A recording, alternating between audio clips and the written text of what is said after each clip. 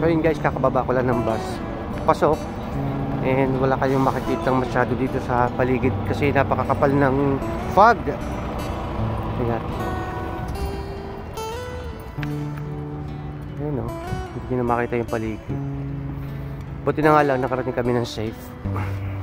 Ito sa workplace. Kahit ganito yung paligid nyo. Ayan o. So yun na yung mall. Ayan, nakikita pa naman siya. Pero yung ibang paligid hindi nyo na makikita. Sa kapal ng fog. Ayan. Yung malamig-lamig na at lalo pa lumamig. Makikita nyo oh.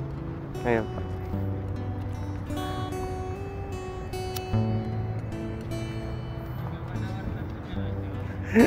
Ayan.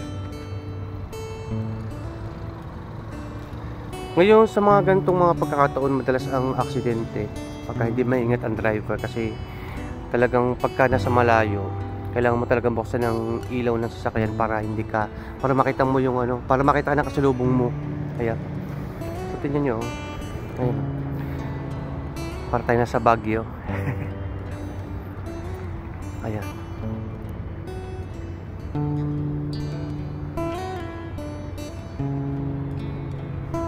Madalas mangyari ito dito sa Spar, sa Siamka. Pagka ganito mga yan o, pati yung aeroplano. Meron aeroplano hindi mo makikita kasi makapal ang fog. Ayan o.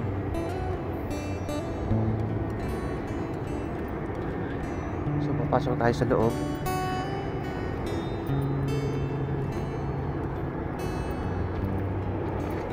Ayan na. Nakatulog ako sa biyahe kanina. Pag mulat ko, akala ko nasa langit na. Kasi puro puti. Yun pala mafagla ang paligid.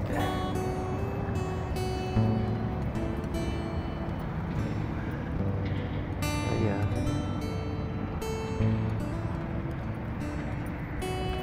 Pasok na.